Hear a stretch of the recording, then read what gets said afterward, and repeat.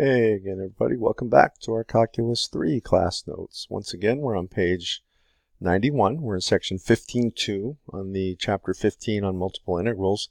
And we're talking about double integrals over non-rectangular regions at this point, so general regions.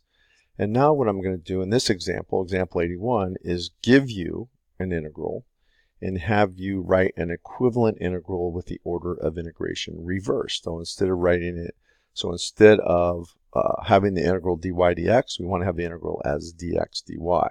Okay?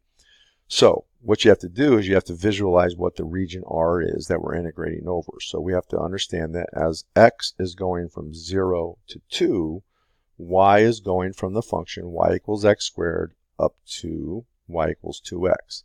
So this is a picture of how that's working. As x is going from 0 to 2, y is going from the function x squared up to the function 2x. And then they meet at both ends of it, so we have a closed bounded region, which is perfect. Now if I want to change that order of integration, I see that y goes from 0 to 4, so my outside integral now dy would go from 0 to 4, and x would go from the function, okay, so this is y equals 2x, so writing it as x equals a function of y, I get that x equals y over 2, so that's my bottom function.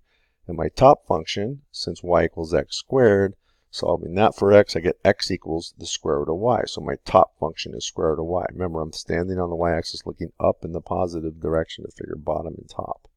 Or left and right if you want to think of it that way. So this is x equals square root of y. So then now my integral will be, inside integral is dx from y over 2, the bottom function, to the top function, square root of y, as y goes from 0 to 4.